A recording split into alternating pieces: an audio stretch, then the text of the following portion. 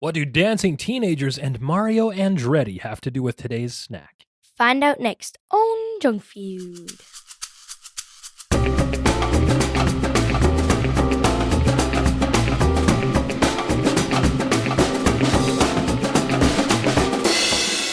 Oh yeah, welcome to Junk Feud, the podcast about junk food where we rate and review mystery treats to determine which one will be the undisputed champion of snacks. I'm your host, Mike. Alongside me, as always, Alyssa. Hey, Dad. Hey, Liz. So, what do you call a beehive without an exit? Oh, a beehive without an exit? Yeah.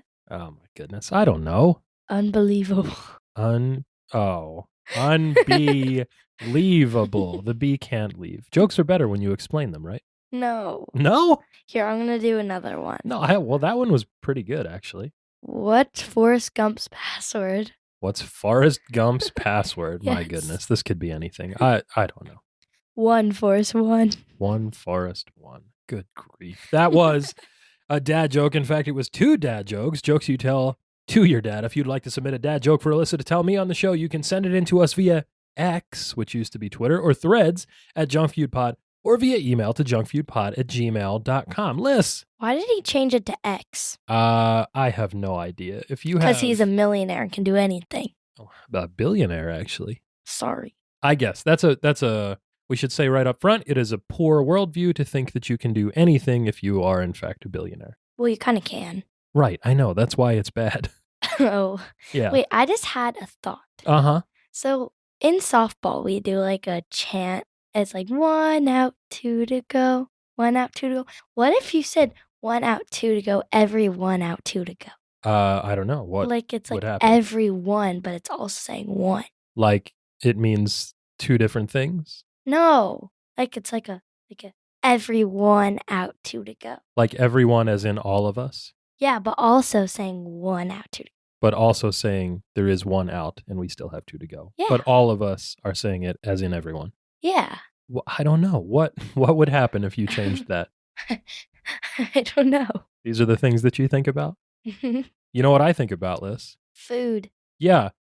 Food. Probably too often, actually.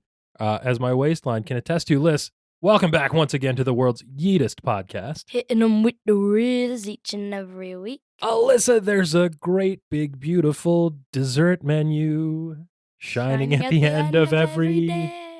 meal, maybe? Sure. Yeah, it's theme park month, Liz.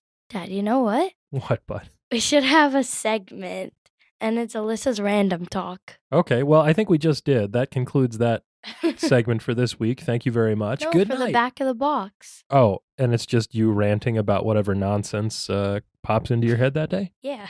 Well, that would make us like, I don't know, 100% of other podcasts in the world, which is just people randomly speaking into microphones, correct? Yeah. Yeah. Liz, here's What? something that's not random because we planned it this way. It's theme park month, Alyssa. Yes. A month-long celebration of the greatest theme park treats from around the world. Welcome, ladies and gentlemen, to the snackiest place on earth. Welcome back. Welcome back. Liz, we started out small. We did fried Oreos last week. Mhm. Traditionally, like the kind of treat that you would find at a local traveling carnival.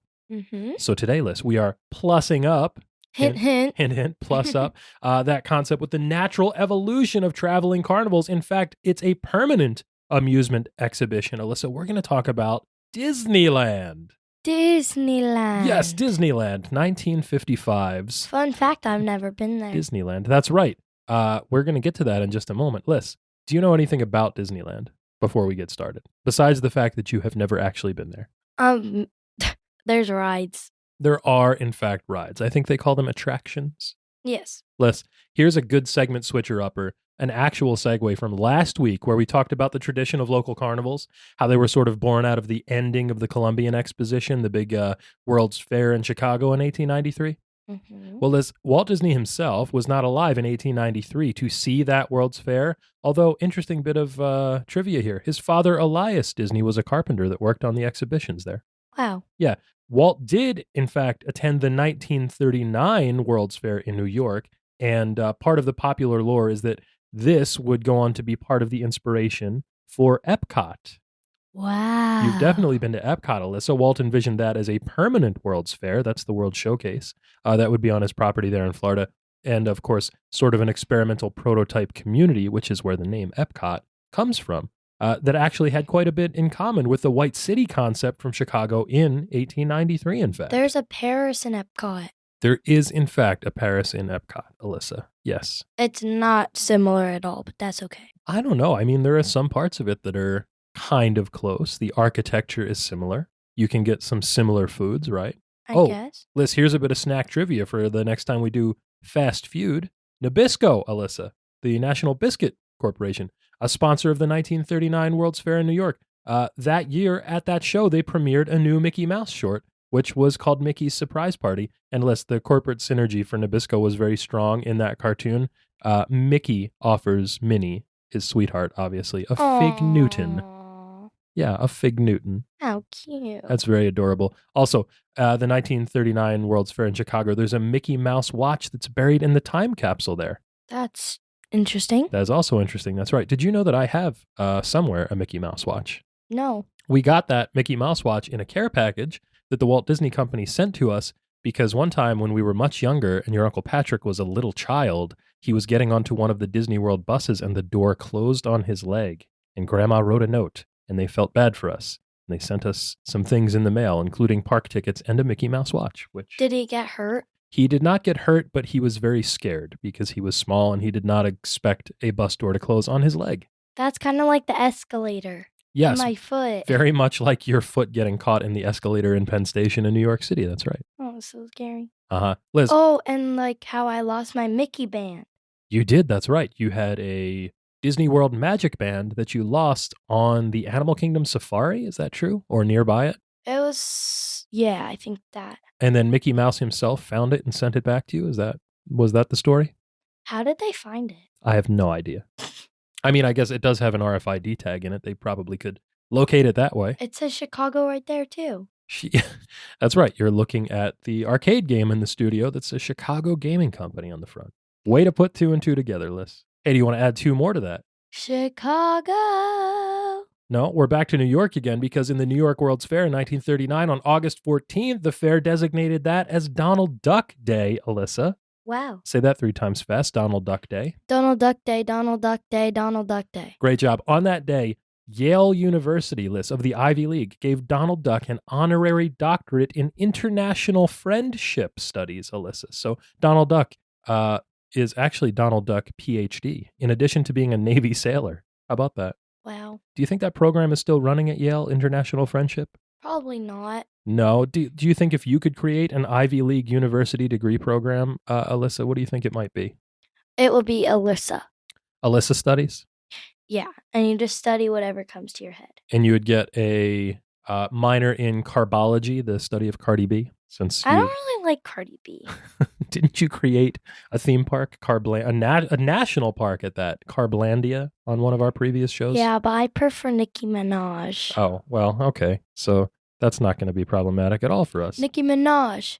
Justin. Show you off. This is thrilling. Liz, let's get back to 1939 if we can for a moment. May we? Please, Daddy. Okay. Liz, it's 1939. The Disney Company, very popular at this point, still riding a wave of interest following the release of what was the first feature-length animated movie in history, Liz. Do you know what that was? No. Yes, you do. It was Snow White and the Seven Dwarfs. Oh. And that came out. They're making a live action. That's right. And that's probably going to be bad, like all of the other ones that they've made. The mermaid one was good. You know what? I still haven't seen that. I think it comes out on Disney Plus soon. I will watch it. August 30th. August it's really good, actually. 30th. So coming up in Theme Park Month, you can watch Disney's live-action Little Mermaid streaming on Disney Plus. This is not a plug for that. Personally, I think that the live-action one's better than the animated one. Wow, those are fighting words probably for people that are much older than you. Liz, Snow White and the Seven Dwarfs comes out in 1937, so we're still more than a decade away from Disneyland at this point, like a decade and a half-ish. But Liz, nowadays, most people associate Disney and Disneyland with the 1964 and 65 World's Fair, which coincidentally was also in New York, because at that point, Alyssa, Disneyland, the theme park, was operating, and Walt Disney himself was approached to develop attractions for this fair. And they ended up being 4 very famous rides, Alyssa, or at least the progenitors to 4 very famous rides. Do you know what they were? the 4 creations for the 64-65 World's Fair in New York? It's a Small World. Uh-huh, The absolutely. Carousel of Progress. One of my favorites. Ford's Magic Skyway. So this is interesting. The Ford's Magic Skyway was the ride vehicle system that became the basis for the People Mover, a beloved ride at both Disney World and previously at Disneyland. And, of course, the great moments with Mr. Lincoln. Yeah, great moments with Mr. Lincoln, with that fantastic Abraham Lincoln audio animatronic, which really, for most people that were into theme parks and design spaces and rides and attractions, proved out the wonder of audio animatronics for folks all over the world. How long did it take them to make Disney World? Walt Disney World? So there are documentaries on this, and Walt himself called that the Florida Project. I don't know off the top of my head, but he started it before he passed away in 1966.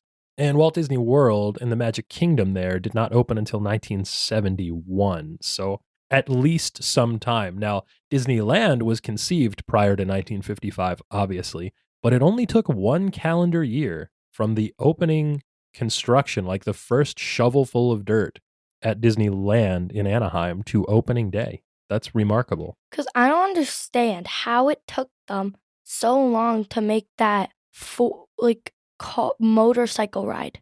Motorcycle ride? Oh, the Tron. Yeah. The that Tron took roller them coaster. 3 years. Yeah, it did take a long time. I think the last time we were there in 2019, they had started building it, and it had just finished. Didn't open until just this year. That's right. Uncle Pat's been on that ride. He likes it quite a bit. There were people that had got to do a premiere of it, and I guess is it like a VR one?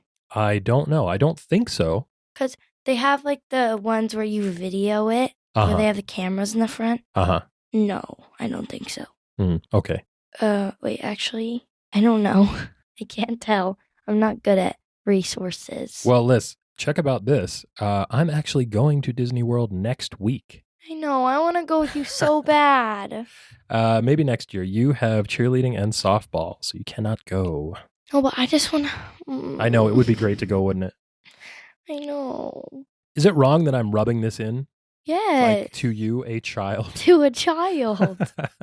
I feel a little bad about this. Not a lot, though. Just a little bit. It's actually so messed up. Alyssa, let's change gears here for a moment, away from Walt Disney World and back to Disneyland. You've never actually been to Disneyland, like you said. No, but you have been. I have. I've been there twice. I'll talk about it in a moment. What do you think it's like there? How do you think it's different from Walt Disney World in Orlando, which you've been to quite a few times already? Well, I actually have no idea. It's different. They're both based off the same thing. Sure, that's true. They've mostly same rides, but they're differently made. That's right. There are a few important differences between some of the attractions there. The Caribbean ride. Pirates of the Caribbean, yeah. Yeah, that one. Definitely different. That's all I can remember. Okay, that's great. Liz, when a lot of people think about Disneyland, they think of lots of different things, but for a great many of them, a lot of people like us, snack monsters, I mean. Think about Alyssa. food. Yeah, they think about foods that are inextricably associated with that park. And hey, Alyssa. Yeah. That reminds me of this week's snack. Up next on Junk Feud, it's... Churros. Churros. Liz, what's a churro? It's a fried it's a donut stick with cinnamon.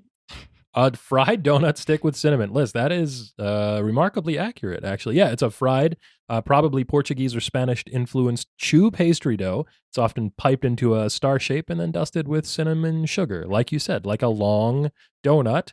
And it's in the tradition of cultures that eat fried dough snacks, like fritters or crullers or donuts or beignets or funnel cakes. These are all similar kinds of applications. We should do a Dole Whip episode. Have you not looked at the schedule? It's theme park month, Alyssa. What do you think is coming up after this show? Oh.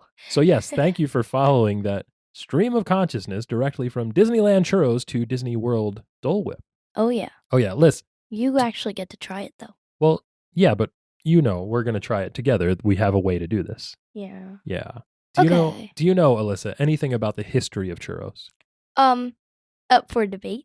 Yeah, the history of churros, like many of the snacks we talk about on this show, is in fact up for debate. There are some that say it was introduced to the Iberian Peninsula by the Portuguese when they were on a return trip from China, where they had witnessed the frying of a dough snack called youtiao. Am I saying that right? You don't know. No. Yeah, those are My friend's basically in like, Portugal right now. well, this is Chinese. Well, I'm talking about it said Portuguese. Oh, your friend is in Portugal? Which friend is this? Adelia? Shout out to Adelia, friend of the show, Adelia. Liz, Yes. these Chinese dough snacks, they were like basically long strips of a pulled wheat dough. And the rumor is that it was a Spanish innovation to pipe them into hot oil with that star tip to make that inimitable shape that a churro is. There is, of course, Alyssa, some evidence, however, that the Spaniards were making what were called, and this is a very unfortunate name, syringe fritters. Syringe fritters. That doesn't sound like something I'd like to eat. No. For hundreds of years before the Portuguese sailed to the Orient. And the tradition of making fried dough snacks dates, of course, even further back than that to the 1st century AD in Rome, Alyssa. Wow. Yeah, there's another theory that holds that Spanish shepherds would make and fry dough paste in the mountains while they were tending to their flocks because it was an easy thing to do and a way to get calories, dense calories, I should say. Interestingly enough, Alyssa, there doesn't seem to be a direct translation into English for the word churro, and that particular fact leads some linguists to believe that this is an onomatopoeic word, Alyssa. Onomatopoeia. I don't remember that. Do you know what onomatopoeia is? Like a like describing? I'm sorry, was any of that English? Like a like describing? Wait, is it describing though? Onomatopoeia is a word that sounds like the thing that it's describing. Alyssa, do you know some onomatopoeic words? No. Like plop sounds like plop. The word plop sounds like the sound plop. Oh. Fizz, for example, sounds fizzy. Or like blub. Blub, sure. Tick-tock, Alyssa? Tick-tock, Yeah. tick-tock, tick-tock. So churro might have been the way that dough sounded when it was being piped and fried. Churro. Oh, or like a boom. Sure, boom is a good one as well. Or pow. Alyssa. Yes. What year is it right now? Not a trick question. 2023. 2023, yes. Alyssa, this is the year of the churro flavor. Have you noticed that? No. Yeah, so there's like a trend momentum that's carried over from the deep pandemic times, which we're going to talk about in just a moment. Liz, by the time that brand managers and R&D kitchens got around to capitalizing on that craze, it was like 2023, and we're starting to see all sorts of churro flavored goodies all over the place, aren't we? Yeah. I just had a churro Kit Kat, Alyssa. It was not very good. You're right. It was not very good. I did share it with you. C+, you think? C minus. Yeah, probably C minus. It had this white cream coating that had like a little bit of cinnamon sugar flavor to it. No cinnamon sugar texture. I was wishing for like a little bit of a crunchy sugar on that one. The Kit Kat wafer itself did a good job of approximating the crunch of a freshly fried churro, but the texture and the flavor of the cream itself I thought was kind of off-putting. It was like a little bit artificial, sort of waxy. Yeah. I don't think I'm going to try those again. Liz, something I will try again. We've seen Cinnamon Toast Crunch Churros cereal. Yes. This was very good. This makes sense. Good synergy for that brand, I think. There are churro ice creams of all sorts. Dairy Queen has a churro cone dip. Did you try that? I haven't tried it yet. You want to go get that tonight? We should. I think we should. That would be pretty good. Ben & Jerry's has a flavor called Churray for Churros. That's pretty good, right? Yeah. Cute name, yes. And in keeping, of course, with the theme of last month's road trip specials list, there is Churro Trail Mix. Wow. There are also Churro Sunflower Seeds. I would not try those. Really? No. But you like sunflower seeds. Not. But you don't think you would like sweet cinnamon sugar sunflower seeds. No. We saw so many sunflower seeds at that one gas station in Maine, and you wouldn't let me get any. Yeah, that was a shame, wasn't it? They had the buffalo wing ones. Yeah, they sure did. Those are so much better than the red hot. I agree, actually, with that. We should have got them. We should have, yeah. But you didn't. But we didn't. That's right. How dare you? Les, the recent churro flavor craze, I think you can trace back to a single web posting in the year 2020, Alyssa, that catapulted churros to the top of the search engine optimization charts. Do you know what this was? No. Okay, so during the pandemic, theme parks are closed, Alyssa. Disneyland, Disney World, they have shut their doors. Restaurants are closed. People are stuck at home, churro-less, as it were. There's nowhere to get a churro unless you're making and frying your own. So the Walt Disney Company, specifically the Disney Parks division, saw fit to give back to this churro-less community by publishing their recipe for mini churro bites like they serve in the parks. And it became the most popular recipe search on Google for a period of time and remained that way. Now, Liz, Disney has since removed the recipe from their website. But during that time, because people were starved for content, Many enterprising internet chefs copied it to their blogs. So we can, in fact, confirm that this is a simple chew dough. It's water, flour, butter, eggs, and salt that's mixed together when the water is heated, and it's fried in oil and then coated in cinnamon sugar. That's it. It's very simple. Yeah. So why then, Alyssa, is the Disneyland churro a big deal? Because it's an icon. It's a celebrity. Yeah, if there is a celebrity in the Disney theme park treats pantheon, it is Disneyland churros, specifically Disneyland churros, and not the other parks. We'll get to that as well. Liz, actually, let's get to it right now. Why do you think that the churros are not as popular in Orlando as they are in Anaheim? Any ideas? I have no idea. Yeah, I have a theory, and I think it's probably maybe correct. The idea here, Alyssa, is do you remember what other treat was invented at Disneyland that we talked about? It was our second episode ever. Doritos? Yeah, Doritos, right? So what is the influence of Doritos and churros specifically, culturally? They're viral? Okay, so I was going for here that they are both like Spanish or Latin inspired treats, right? Oh. Like Doritos are tortilla chips, right? With some like Mexican or Spanish inspired flavors on them. Churros, as we just talked about, are Spanish inspired and traditionally Spanish or Portuguese. Yes, Liz, you forgot to tell me what. So me and my friend went to IHOP the other day for her birthday. Jocelyn, happy birthday. Happy birthday to friend of the show, Jocelyn. And we got these like churro bites. Oh, that sounds good. They're like, so you know the little churro balls that they have at Taco Bell? I do, in fact, know about the little cinnamon twists, yes? No, they're not the twit. Like the donut balls we got Oh, there. the Cinnabon, the little Cinnabon balls, yeah. Yes. Slightly different. It was like those, but they didn't have the cream inside. It was just like a donut. And it was like churro, and you dipped it in that. It was so good. So you had churros very recently. Friday, knowing that we were recording the churro show today, and you neglected to bring this up until just now. I forgot. Well, okay, that's fair. Liz, I was saying, I think probably the cultural implications of churros at Disneyland in California, because of the large Latin American population in Disneyland, is probably the culprit here for their stunning popularity in that park. And also because they were introduced there first. Yeah. Liz, they have become so popular in that park, in fact, that they now offer a plethora. That's a fun word to say, isn't it? Plethora. A plethora of varieties, including some special seasonal varietals, Alyssa. Are you ready for this? Yes. You can get plain churros with and without dipping sauces like chocolate. There are berries and cream churros. Berries and cream. Can you sing it, Dad? Can you sing it, Liz? Can you sing it? I know that I can, but I'm not going to. Okay. Go ahead. You know what? You know you want to do it. No, you know you want to do it. Well, I am a little lad who likes berries and cream. Berries and cream. Thank you. Green apple, blueberry, caliente churros, Alyssa, with a spicy coating. I've been told these taste like the little Red Hot candies. Oh. Yeah. There's a mango churro, a s'mores churro. There's pineapple tres leches churros.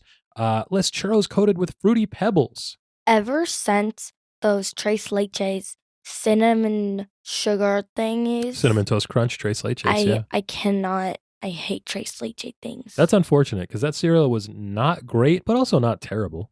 It was terrible. Well, here's something that sounds interesting, at least. Maybe somewhere in between great and terrible. Liz, you can get a churro with spicy chili and cheese. Yeah, maybe. You can get one with powdered sugar with a guava cream cheese. That's a good empanada filling.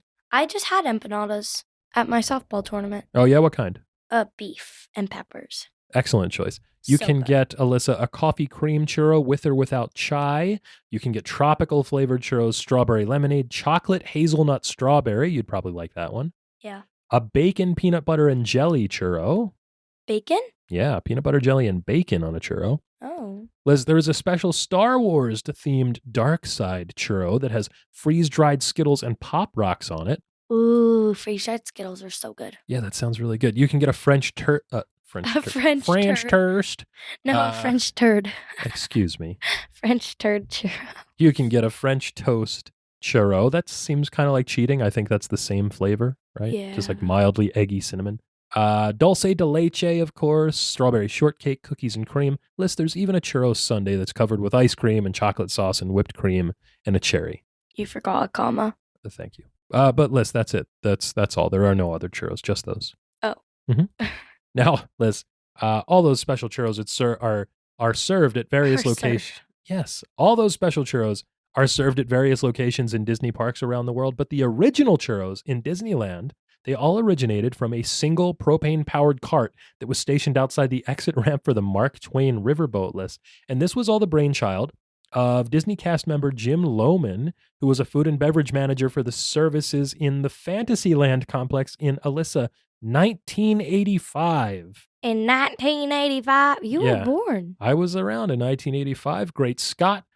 Where Disney was going to be opening a new outdoor amphitheater list that was called Videopolis. I know what an amphitheater is. You do? What's an amphitheater? It's a double-sided theater. Very good. Liz, Videopolis. That's an affix. That is an affix. Affix. Well, you have paid attention to at least one thing in school this year. I said at least.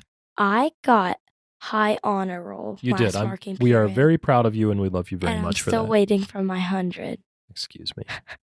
Liz, Videopolis is supposed to be a place kind of like a nightclub for teenagers to hang out and dance, you know? Mm-hmm. Liz, what else was going on in 1985?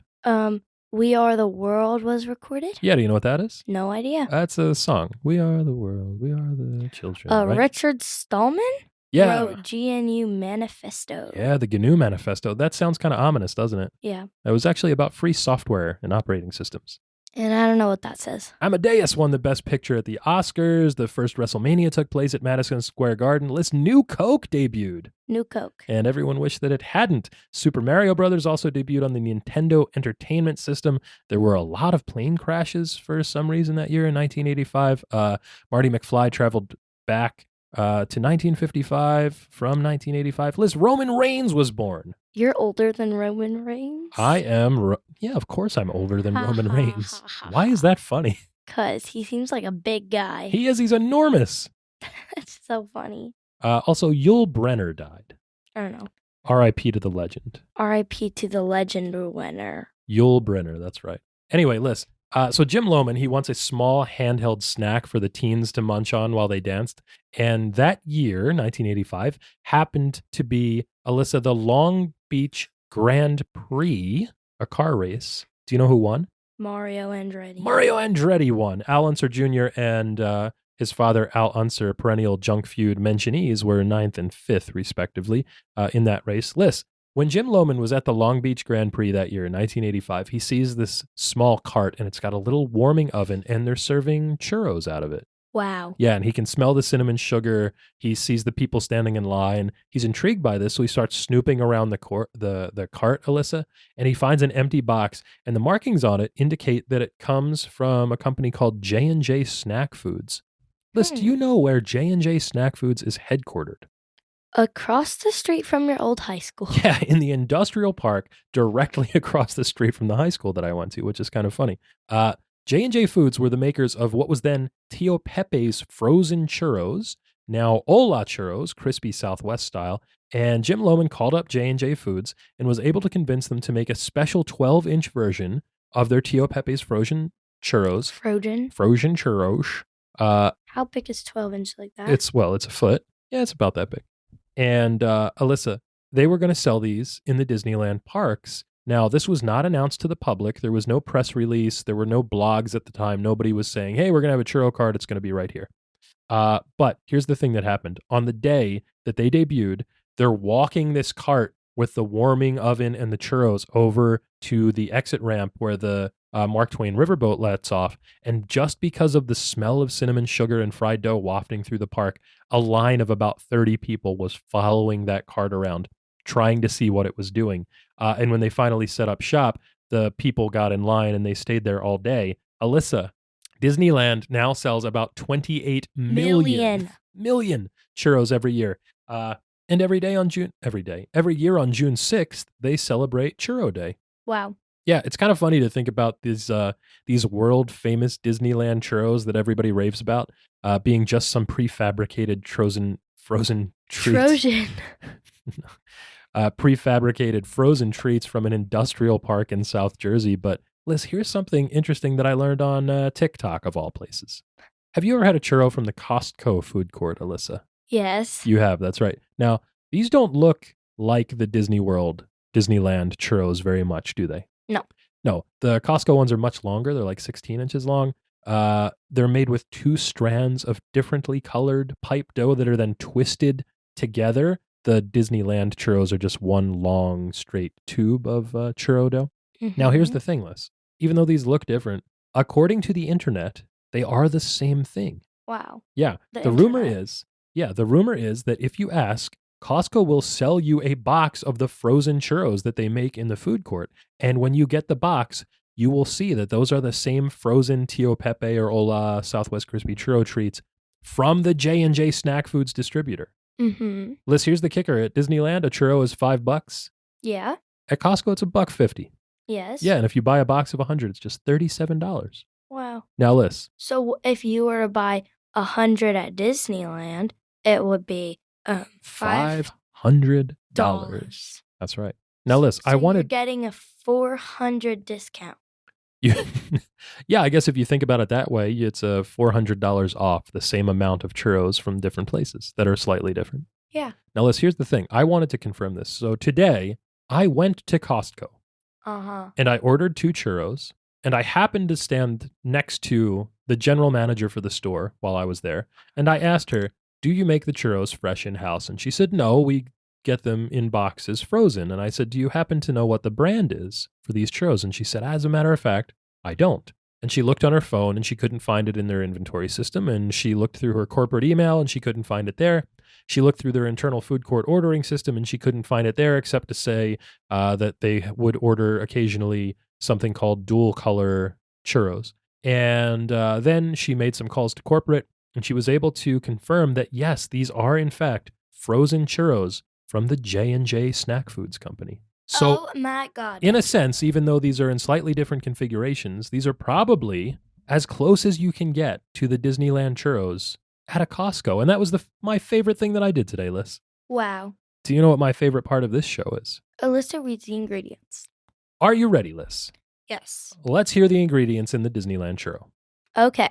So there's wheat starch, water, soybean oil, yellow corn flour. This contains 2% or less of the following: sodium caseinate, eggs, artificial flavor, cinnamon, egg whites, egg yolks, guar gum, leavening, baking soda, sodium acid, pyrophosphate, okay, mono and diglycerides, propylene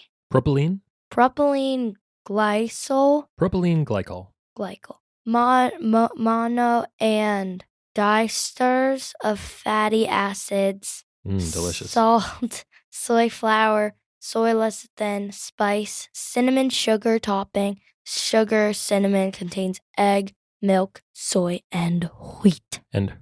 Yes, and that's a lot of ingredients to say that this is mostly fried flour dough. Yes. So, Liz, are you ready? Yes. Let's get to the rules of the game. How about we just eat it?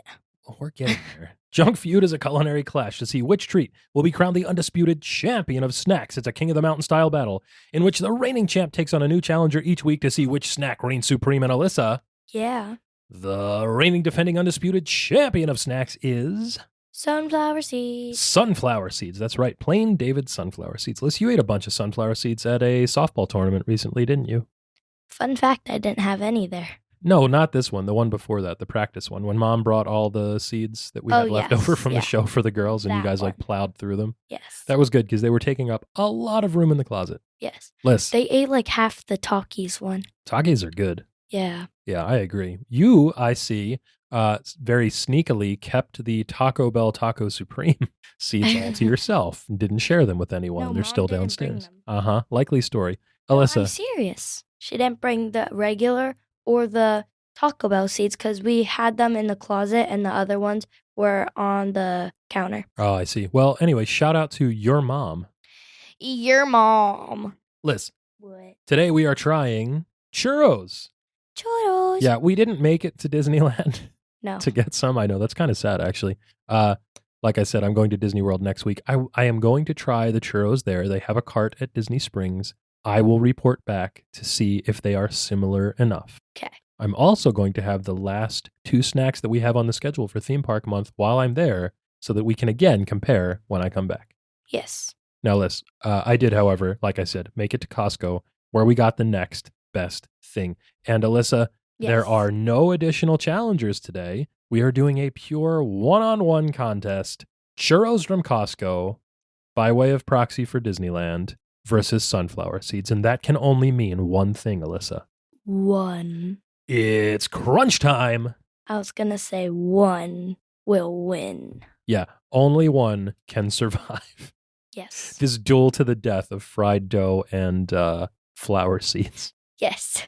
Like I was saying, it's crunch time. Crunch time. We ran our snacks using a tier list from sprinkles to fun dip. Sprinkles to fund it. So snacks can be graded A, B, C, D, or F with the very best treats earning the elusive S tier ranking. The following contest is scheduled for one serving. One serving. And is for the undisputed championship of junk food.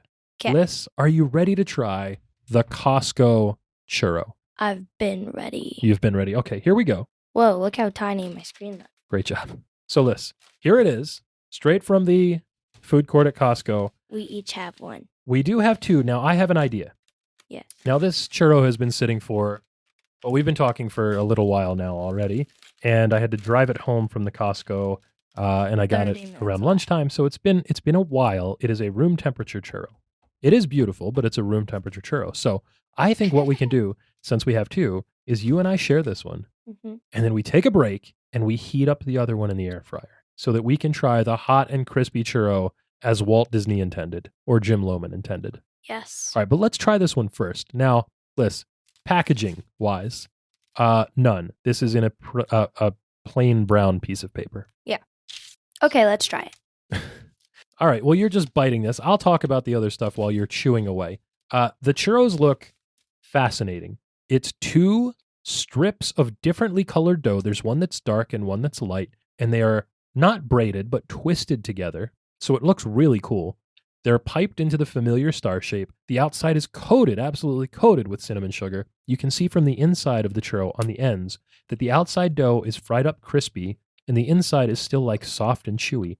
And they are two different colors, like I said. So the inside of one is dark, like dark and infused with cinnamon, and the other looks like a plain sort of eggy dough. They're the same. They taste the same though, huh? Yeah. Yeah, okay, so that's good to know. Liz, I will tell you, the smell of a freshly fried churro is absolutely intoxicating. The greatest thing that happened to me today was buying these two churros, putting them in the car, and then driving home with them while they were still warm in the admittedly warm car because the sun was out today, and just having that cinnamon sugar scent waft through the car. What do you think about the cinnamon sugar flavor profile, Alyssa? Much better when it's hot.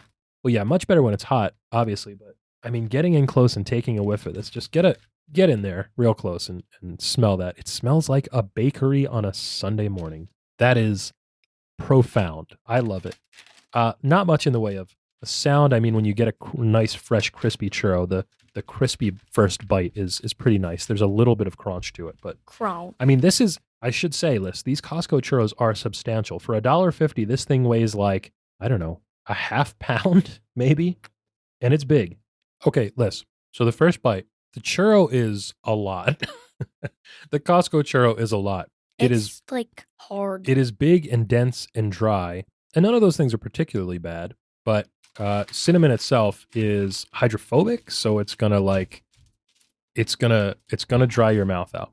It tastes good. You can definitely taste the cinnamon, like pure cinnamon too, not just like the spicy sweet cinnamon sugar mixture, but like the earthiness of the actual cinnamon itself. Yes. There's a little bit of that fried, baked, kind of like caramelized dough flavor, the like browned wheat dough flavor that's toasty and delicious.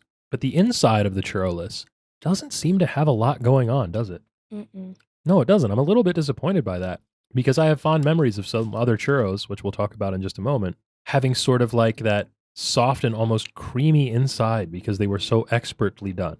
Liz, I think we should go and pop this into the air fryer, crisp it up a little bit, and come back with some thoughts about a fresh fried churro. What do you think? Good idea. Good idea. And we'll be back right after this. And we're back. We are back. We have a freshly air fried churro from our kitchen. I'm out of breath. I know we ran up here so that it wouldn't cool down. So hurry up and take a bite while I talk about what we did. Liz, We popped the churro in the air fryer. We heated it up for about 3 minutes, which I think is exactly the right amount of time. It's the perfect temperature. You remarked when you came back into the kitchen, wow, it smells so good. It's much better, but I'm still out of breath. It would be so much better if they had the cinnamon more. Like, You want actually more cinnamon sugar coating on this, don't you?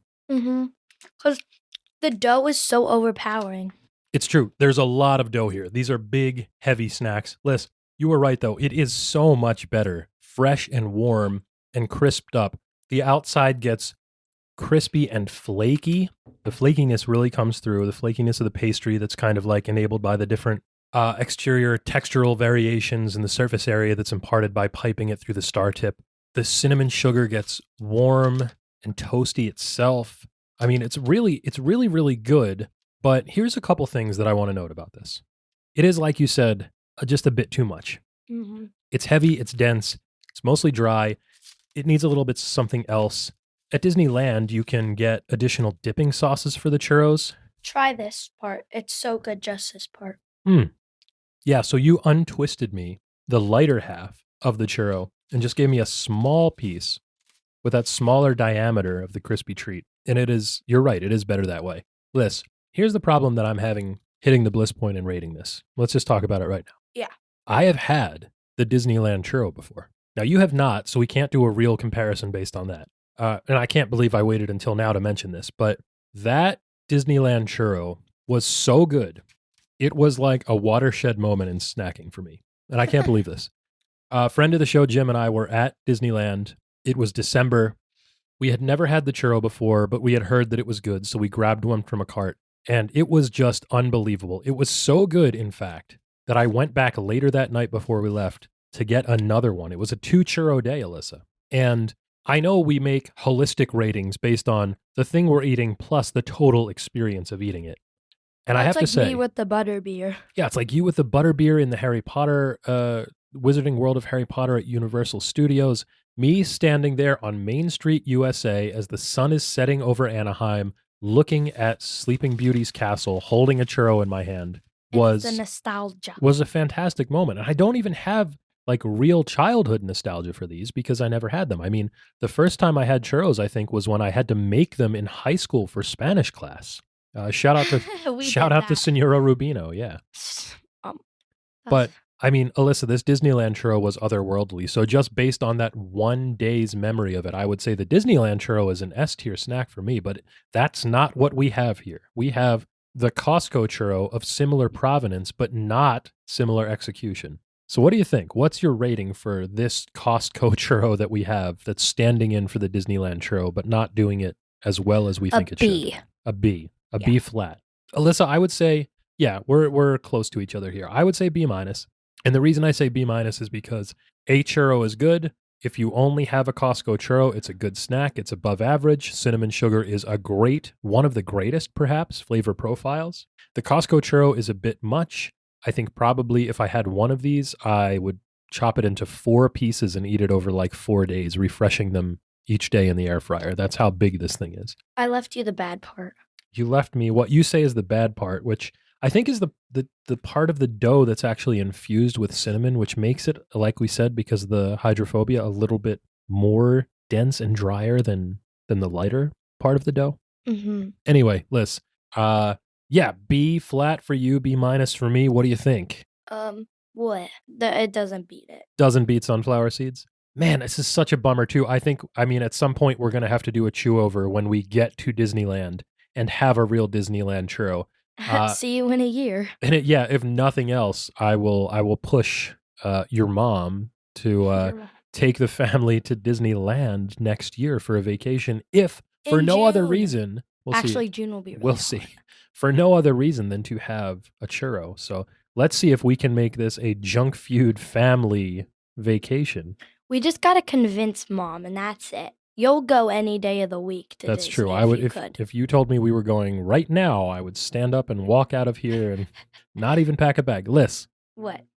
This means that your winner and still reigning defending undisputed champion of snacks is sunflower seeds. Sunflower seeds, yeah, forging ahead. I can't believe it, but they are sunflower seeds are powering through theme park month. I thought for sure they would just get clobbered at every turn. No, Mm-mm. sunflower seeds going strong. Not a transitional champ. Interesting. Liz, no Oreo rule this week. Mm-mm. Probably we're waiting on like a snack to school time for the new Oreos, I would imagine. Yeah, probably. But we do have to ask an important question, one we ask each and every week. Can you deep fry this week's snack? Will it deep fry? Liz? It's already deep fried. Yeah, churros are already fried. They come from the factory, frozen in cases, already deep fried. This is the same problem we had last week with fried Oreos. It's just a thing we have to deal with in theme park month. There are lots of theme park snacks that are already deep fried. Yeah. I suppose you could double deep fry a churro. I don't Would- think I would recommend it. No. You know what I would recommend, Alyssa?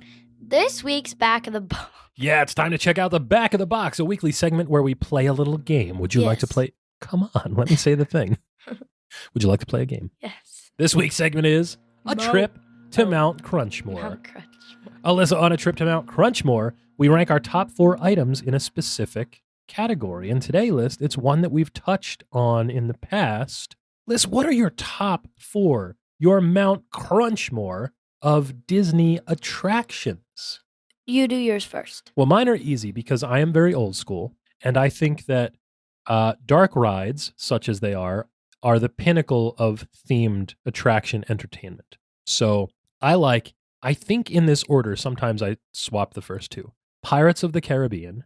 Liz, in the future at a theme park month, we will do an entire episode on pirates. The Haunted Mansion. We just saw the Haunted Mansion movie. You cried 3 times. It was so sad. It was very sad. I was not expecting it to be that sad. It was like a man trying to get a little boy killed with his dead father's voice. Like, that's sad. Yeah, so spoiler there. It's a movie about grief and processing grief, which was an interesting take on the theme and subject matter. Yeah. Liz, after the Haunted Mansion, which we will also do a complete show on, The Jungle Cruise, my 3rd favorite Disney ride. Yes. Also a good movie, starring our boy, friend of the show, The Rock. And then Oh, gosh. the 4th one, you don't like this ride. No. The Twilight Zone Tower of Terror at Disney Hollywood Studios. Got some PTSD. You have some PTSD from that. You did go on that ride when you were a small child, when you were just barely big enough to fit in the seat. And the funny thing about it is that, you know, they take your photo on the theme park rides. I'll see if I can find that picture and maybe we'll put it up somewhere No. at some point. This photo of you in the ride vehicle, I just remember it. right at the height, right when you drop, when the doors open at the top of the ride, And you my look face out is over like this. Hollywood Studios and you look absolutely terrified. You are not ready at all for what's about to happen. So, I mean, suffice it to say, Tower of Terror not making it into your top 4, not in your Mount Crunchmore, huh? Mm-mm. No. So what is it? What are your top 4 Disney attractions? Okay, definitely Mine Train. The Seven Dwarfs Mine Train. Sure. You've been riding that since you were a little kid. It's a great first roller coaster for children. It's a good roller coaster all over. Does Universal also count? No, that's not Disney. Okay. I don't remember any of the Disney rides. It's been a while. It's only been 4 years. Only. Yeah, only. Most people don't go to Disney parks ever in their life, let alone every year. I've been like 11 times. So, okay, Mine Train, it's just not coming to my head.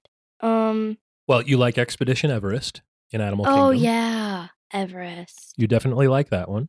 Your cousin Jackson, I think, likes that one as well. I like all the hair ties. That's right. The top of the ride has a peak, and there are a bunch of, I'm guessing, young ladies that have slingshotted their hair ties onto the top of the fake rocks.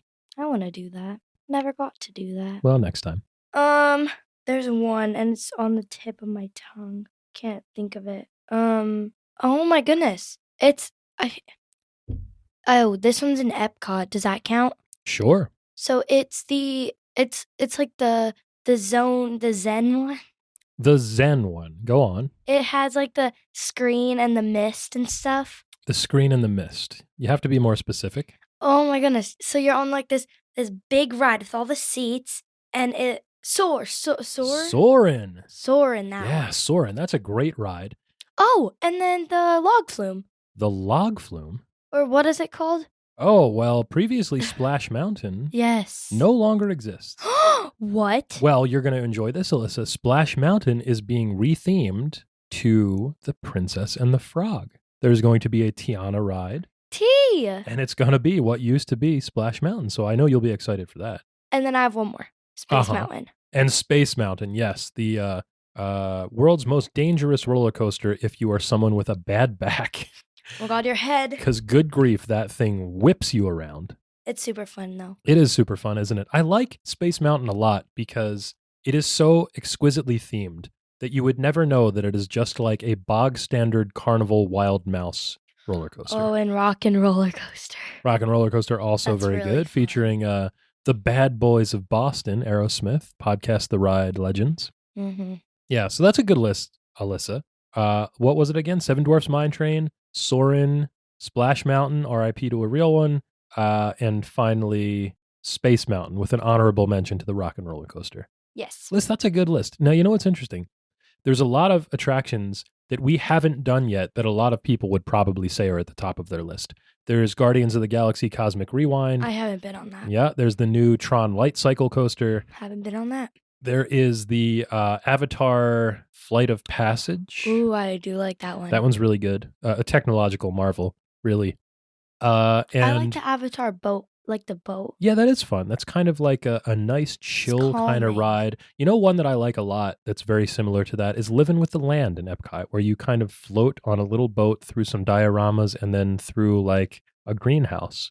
And it's not thrilling at all in any way, but I really like it. Yeah, for the same reason that I like in Pirates of the Caribbean. Oh my gosh, that when I was a small child, the And then very you go first through the time, mist. yeah, I went on that ride. I didn't know there was a drop, and it got me. It's scary. Oh yeah, it got me for real because I was very small. And the Frozen, Yep, like boat one. Frozen Ever After, very good. I have so many not Hollywood Studios, Universal favorites now. Yeah, I that think we've that's been I think there. that's because we've more recently been to Universal Studios. In fact, we've been to Universal twice since. In 1 year. Well, yeah, twice in 1 year, but twice since Galaxy's Edge opened at Disney's Hollywood Studios. We haven't even Yes. been to the Star Wars land yet, Liz. So we No. haven't done the two major attractions there yet, have we? Mm-mm. No. So coming up, I think we may need to revisit our list, do a little bit of a chew over on this Mount Crunchmore segment at some point once we actually go back. Yes. Anyway, that was an excellent list that you had, Alyssa. And this podcast, in fact, should reach you in excellent condition, satisfaction guaranteed, or your money back. If you've got a question for us, you can write to the address on the label. That's junkfeudpod@gmail.com. Alyssa, Yes. any final thoughts on No. today's? Someday. You'll get me one day. We will get you one day. And for now, we'll get all of you out of here because this podcast has contained your recommended daily allowance of fun. Fun. This is going to throw me off. This is going to throw you off. For more, go to X, Instagram, Threads, or wherever you choose to be social and find us at Junk Feud Pod. You can watch fun-size reviews on YouTube, buy our merch on TeePublic, and don't forget to catch all the snaction each and every week, wherever you listen to podcasts. Until we see you again, for Alyssa, I'm Mike. Hasta lasagna. Don't get any on ya. Bye.